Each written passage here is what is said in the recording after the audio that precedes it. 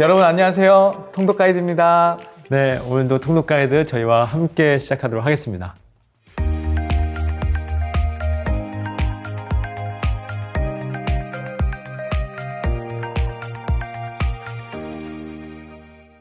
목사님, 2023년 대한민국 총 인구수가 몇 명인지 아시나요? 5,155만 8천 명이요. 네. 진짜 똑똑하시네요. 네. 통계청 조사 결과가 그렇게 나오죠. 네. 한 나라의 인구를 파악한다는 것은 그 나라의 상태를 파악하는 여러 지표로 활용이 될 수 있는데요. 이번 본문인 역대상 21장에도 다윗이 인구 조사를 하는 그런 모습이 나오죠. 네, 맞습니다. 참 이상한 부분이죠. 그 인구 조사로 인해서 한 7만 명이나 죽임을 당하는 심판을 받잖아요. 이건 좀 심한 게 아닌가 싶기도 한데요. 그 민수기에는 1장과 26장에서 그 모세에게 인구 조사를 2번이나 명하시는데 왜 다윗이 인구 조사를 했다는 이유로 하나님이 그렇게 진노하시는 이유가 뭔지 모르겠어요. 여기에 대해서 역대상 27장 23절에서 24절에 근거한 두 가지 주장이 있죠. 일단 인구조사라는 것 자체가 징집 통보, 그러니까 징병 수단으로 이용되었었는데요. 때문에 20세 이하의 사람들은 징병을 하지 않는 것이 원칙이었죠. 그래서 어떤 이들은 다윗이 20세 이하의 사람들을 계수했기 때문에, 그러니까 징병을 하려고 했었기 때문에 범죄를 저지른 것이다 라고 그렇게 주장을 하기도 하죠. 그렇군요. 그래도 21장에 다윗이 20세 이하까지도 다 조사해라 라는 명령을 내리는 모습은 안 나오잖아요.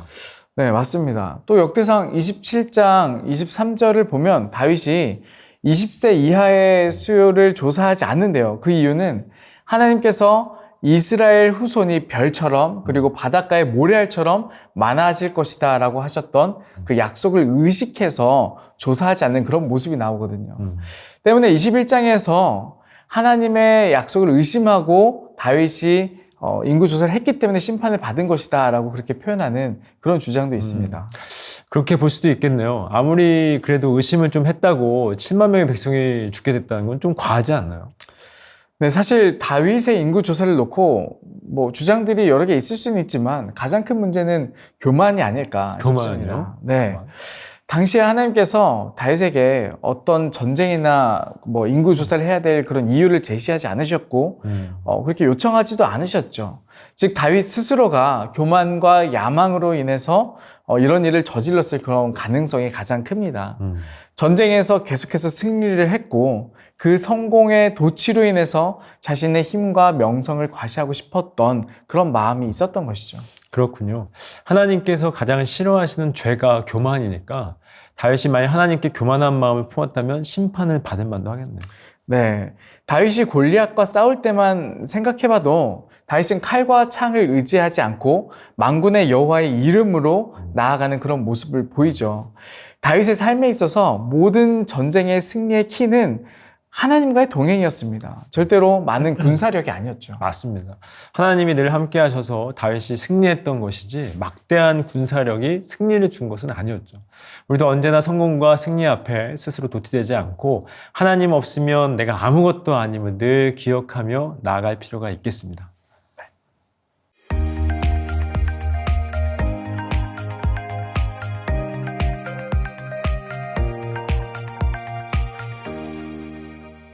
목사님, 우리 교회는 헌금 봉투가 하나인데 다른 교회는 많이 있잖아요. 그죠? 네, 그렇죠.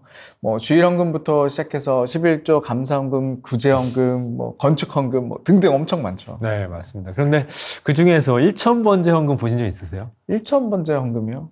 그건 본 적이 없는 것 같아요. 제가 예전에 전도사로 사역할 때 그 교회에서 1,000번째 헌금을 본 적이 있어요. 근데 대부분 그 의미를 보니까 자기의 소원을 이루기 위해서 1,000번을 헌금하는 그런 의미를 갖고 있더라고요. 그러면 1,000번이나 헌금을 한다는 거잖아요. 그렇죠. 1,000번이나 헌금을 드리려면 금액도 금액이지만 뭐 진짜 많은 정성과 시간이 필요할 것 같은데. 맞습니다. 보세요. 지성이면 감천이라는 말이 있잖아요. 네. 그 말처럼 우리가 정성을 들이면 하나님도 감동하셔서 우리의 소원을 들어주신다는 겁니다. 뭐 어떻게 보면 맞는 말 같기도 하고 또 뭐 아닌 것 같기도 하네요. 그러면 목사님 왜 아닌 것 같으세요?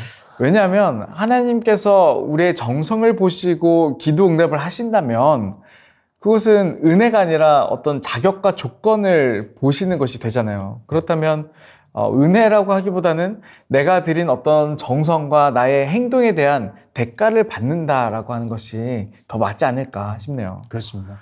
하나님은 우리의 자격과 조건을 보시는 것이 아니라 하나님의 뜻과 계획을 이루시기 위해서 우리의 기도를 듣고 계신 겁니다. 그런데 왜 이런 오해가 생긴 걸까요?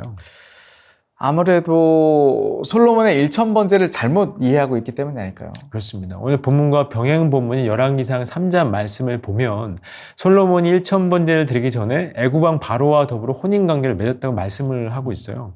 분명히 하나님은 이방 여인과 결혼하지 말라고 하셨는데 그 말씀을 어기고 있는 겁니다. 또 솔로몬은 백성들로 하여금 산당에서 제사하게 했고 또 자신도 산당에서 제사를 드렸습니다. 물론 솔로몬은 하나님을 사랑하기도 했고 또 다윗의 유언대로 말씀을 지키려 했습니다. 그러나 온전한 순종은 아니었던 거죠. 더욱이 기브온 산당에서 하나님께 제사를 드렸다고 나와 있는데 사실 기브온에는 여호와의 법궤가 없었습니다. 이미 다윗이 다윗성에 그 법궤를 옮겨놓은 상태였어요. 그럼에도 거기서 제사를 드린 건 1000마리의 동물 제사를 드리려 했기 때문에 가장 큰 기브온 상당에서 제사를 드린 겁니다. 이렇게 보니까 하나님께서 솔로몬에게 지혜를 주실 것이 아니라 오히려 혼을 내셔야 될 것 같은 그런 상황이고요. 그런데 하나님께서 이런 솔로몬에게 지혜를 주신 건 그의 자격과 조건을 보신 것이 아니라 오직 다윗과의 언약 때문이었습니다. 즉 언약을 이루시기 위해서 솔로몬에게 지혜를 주신 것뿐이지 그가 지극정성을 드렸기 때문은 아니었다는 거죠. 그런데 우리는 대부분 신앙이 좋거나 열심히 기도하거나 또는 정성을 하나님께 드리면 하나님께서 기도를 들어주실 것이라고 그렇게 생각을 하잖아요. 그것이 하나님을 향한 잘못된 오해인 겁니다. 하나님은 하나님의 일을 이루기 위해서 우리의 자격과 조건을 보시지 않습니다. 그래서 하나님은 솔로몬의 자격을 보시지 않고 다윗의 언약을 이루기 위해서 또 그 언약을 보고 그에게 지혜를 주신 겁니다. 그래서 다윗이 이스라엘의 등불이라고 하는 거고요. 그렇습니다. 그렇다면 하나님이 우리의 기도를 들으시는 이유가 뭔지 아세요? 우리의 모습만 봐서는 우리도 솔로몬처럼 자격이 없지만 다윗의 후손으로 오신 그 예수 그리스도 안에 있기 때문이 아닐까요? 네. 하나님께서 우리의 기도를 들으시는 건 우리의 지극정성 때문이 아니라 우리가 예수 그리스도 안에 있기 때문에 그렇습니다. 그래서 그 예수 그리스도 안에 있기 때문에 우리에게 복을 주시고 또 우리의 기도를 응답하시고 우리의 선한 길로 인도하시는 것이죠. 그러면 우리가 예수 그리스도 안에 있다는 것은 큰 은혜이자 너무나 큰 복이네요. 그렇습니다. 그 예수 안에 있는 우리의 정체성을 기억하면서 하나님과 늘 기도하는 우리 모두가 되었으면 좋겠습니다.